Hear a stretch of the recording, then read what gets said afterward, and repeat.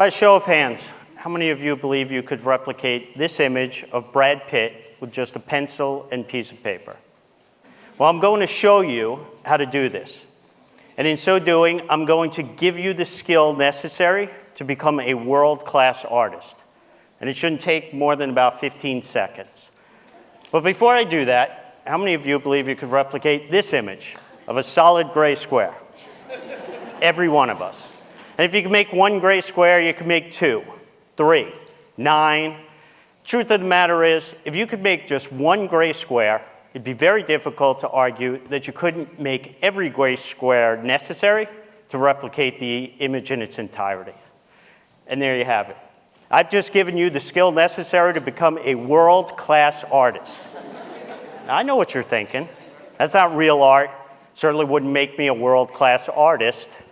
So let me introduce you to Chuck Close. He's one of the highest earning artists in the entire world for decades, and he creates his art using this exact technique. You see, what stands between us and achieving even our most ambitious dreams has far less to do with possessing some magical skill or talent, and far more to do with how we approach problems and make decisions to solve them. And because of the continuous and compounding nature of all those millions of decisions that we face on a regular basis, even a marginal improvement in our process can have a huge impact on our end results. And I'll prove this to you by taking a look at the career of Novak Djokovic. Back in 2004, when he first became a professional tennis player, he was ranked 680th in the world. It wasn't until the end of his third year that he jumped up to be ranked third in the world. He went from making $250,000 a year to $5 million a year in prize money alone, and of course he did this by winning more matches. In 2011, he became the #1 ranked men's tennis player in the world, started earning an average of $14 million a year in prize money alone, and winning a dominating 90% of his matches. Now here's what's really interesting about all of these very impressive statistics. Novak doesn't control any of them. What he does control are all the tiny little decisions that he needs to make correctly along the way in order to move the probability in favor of him achieving these types of results. And we can quantify and track his progress in this area by taking a look at the percentage of points that he wins.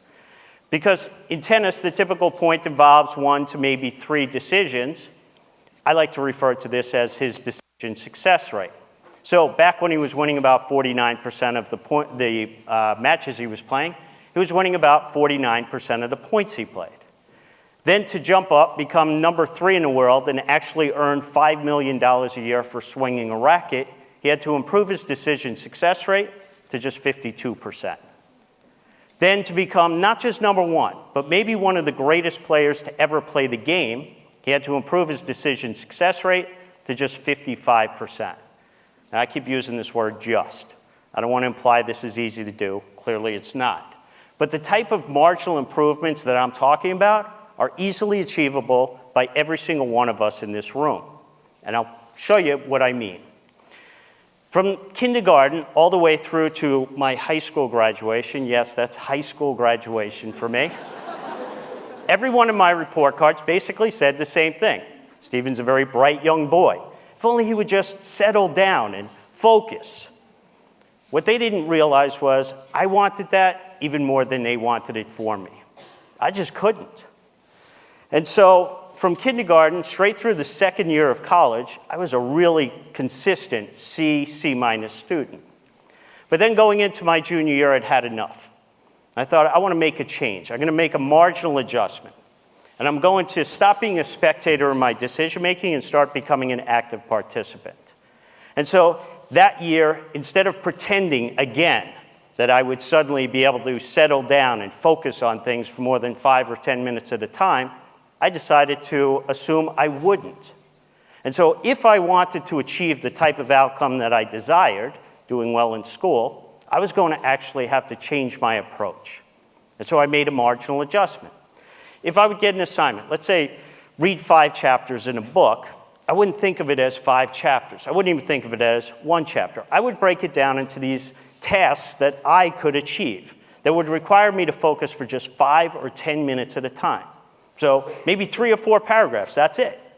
I would do that. When I was done with those 5 or 10 minutes, I would get up. I'd go shoot some hoops, do a little drawing, maybe play video games for a few minutes. And then I'd come back. Not necessarily to the same assignment, not even necessarily to the same subject, but just to another task that required just 5 to 10 minutes of my attention. From that point forward, all the way through to graduation, I was a straight A student. Dean's List, President's Honor Roll, every semester. I then went on to one of the top graduate programs in the world for finance and economics. Same approach, same results. So then I graduate. I start my career, and I'm thinking, this worked really well for me. You know, you take these big concepts, these complex ideas, these big assignments, you break them down to much more manageable tasks. And then along the way, you make a marginal improvement to the process, you nudge the odds of success in your favor. I'm going to try and do this in my career. So I did. I started out as an exotic derivatives trader at Credit Suisse. It then led me to be global head of currency option trading for Bank of America, global head of emerging markets for AIG International. It helped me deliver top-tier returns as a global macro hedge fund manager for 12 years and to become founder and CIO of 2 award-winning hedge funds. So it gets to 2001, and I'm thinking, this whole idea, it worked really well in school. It's been serving me well as a professional. Why aren't I applying this in my personal life? Like to all those big, ambitious goals I have for myself. So one day, I'm walking to work, and at the time, my commute was a walk from one end of Hyde Park to the other in London. It took me about 45 minutes each way. Hour and a half a day, 7.5 hours a week, 30 hours a month, 360 hours a year when I was awake, aware, basically wasting time, listening to music on my iPod. So on my way home from work that day, I stopped at the store. I picked up the first 33 CDs in the Pimsleur German language program, ripped them and put them onto my iPod. But I didn't stop there. Because the truth of the matter is, I'm an undisciplined person. And I knew that at some point, I'd switch away from the language and go back to the music. So I removed that temptation by removing all of the music. It left me with just one option: listen to the language tapes. So 10 months later, I'd listened to all 99 CDs in the German language program, listened to each one 3 times each. I then went to Berlin for a 16-day intensive German course. When I was done, I invited my wife and kids to meet me.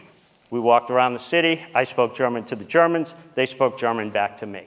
My kids were amazed. I mean, I couldn't close their jaws. But you and I, we know there's actually nothing amazing about what I just done. I made this marginal adjustment to my daily routine, this marginal adjustment to my process. Und jetzt, ich spreche ein bisschen Deutsch. And now I could speak some German. And so in that moment, I'm thinking, it's not supposed to be this easy for a guy like me, an old guy, to learn a new language. You're supposed to have to do that when you're a kid. And yet here I had done it, this marginal adjustment. So what other big, ambitious goals I've been holding on to, putting off until retirement, that I could potentially achieve if I just made a marginal adjustment to my routine? So I started doing them. I earned my auto racing license. I learned how to fly a helicopter, did rock climbing, skydiving, and learned how to fly planes aerobatically. Well, if you're like me, back in 2007, you might have the same goal I had. I was just moving back from London. I was about 25 pounds overweight and out of shape, and I wanted to rectify that. So I could go the typical route. You know, I could write a check to a gym I'd never go to, or I could swear to myself that I will never again eat those foods that I love but are doing all the damage.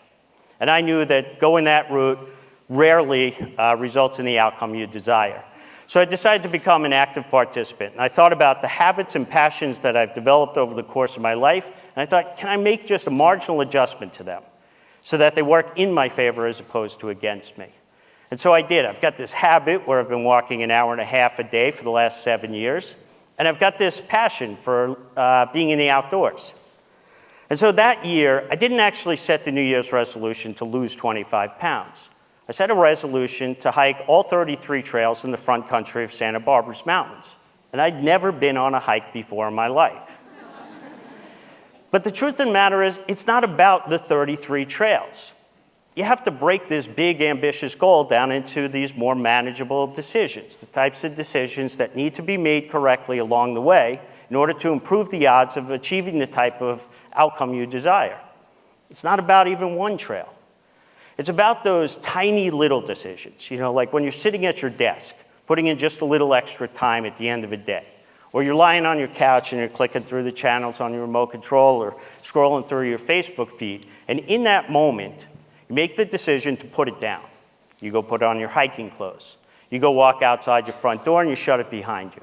You walk to your car, you get in your car, and you drive to the trailhead. You get out of the car at the trailhead and you take one step. You take 2 steps, 3 steps. Every one of those steps that I've just described is a tiny little decision that needs to be made correctly along the way in order to achieve the ultimate outcome.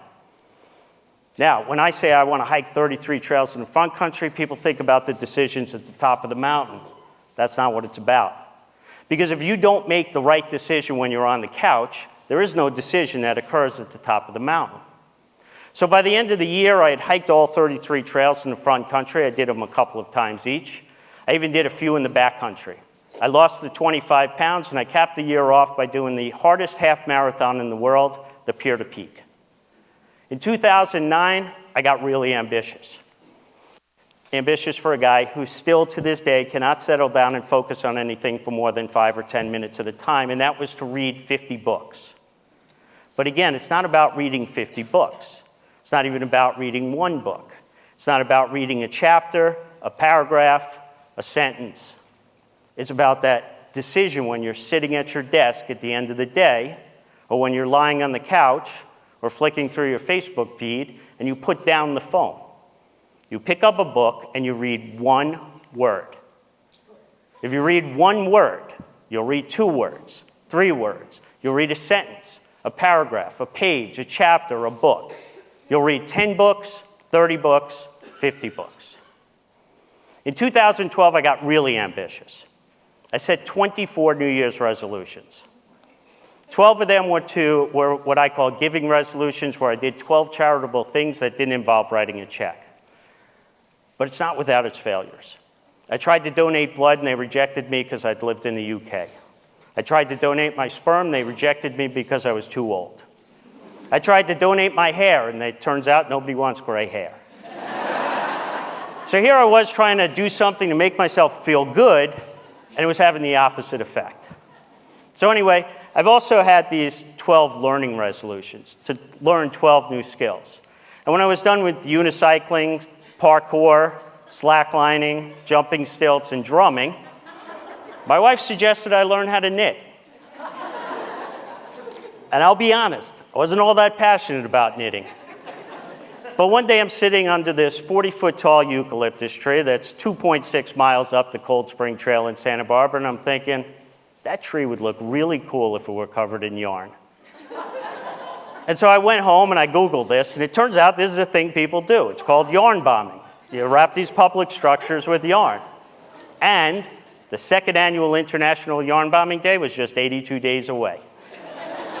So for the next 82 days, no matter where I was, if I was in a board meeting, on the trading floor, in an airplane, or in the hospital, I was knitting, 1 stitch at a time. And 82 days later, I had done my first ever yarn bomb.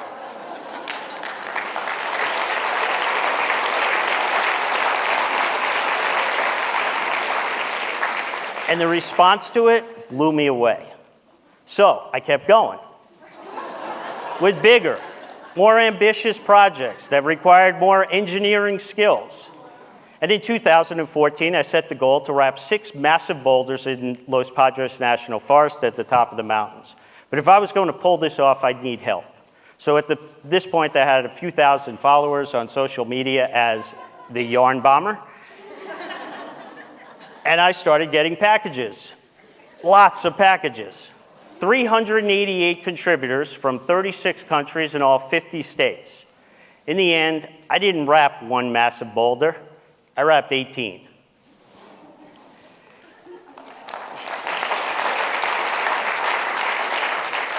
So I kept going.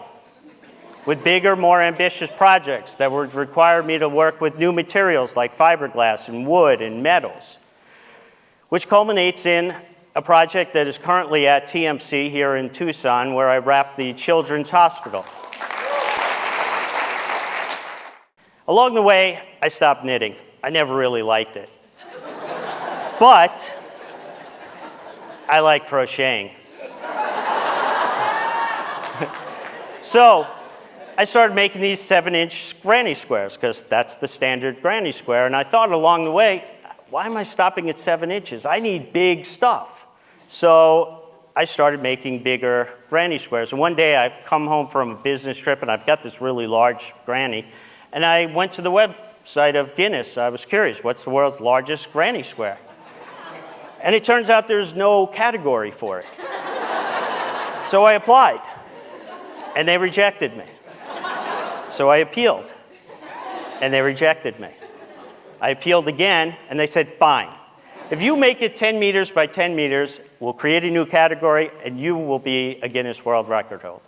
So for the next 2 years, 7 months, 17 days, 1 stitch at a time, I finally reached more than 500,000 stitches, incorporated more than 30 miles of yarn, and I am now the official Guinness World Record holder for the largest crocheted granny square.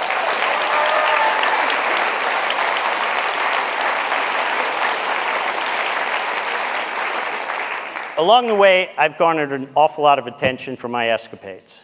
I've been featured in Newsweek magazine, Art News, which is kind of the Bible for artists. But what I want you to realize when you hear these things, I'm still that C- student. I'm still that kid who can't settle down or focus for more than 5 or 10 minutes at a time. And I remain a guy who possesses no special gift of talent or skill. All I do is take really big, ambitious projects that people seem to marvel at, break them down to their simplest form, and then just make marginal improvements along the way to improve my odds of achieving them. And so the whole reason I'm giving this talk is I'm hoping to inspire several of you to pull some of those ambitious dreams that you have for yourself off the bookshelf and start pursuing them by making that marginal adjustment to your routine. Thank you.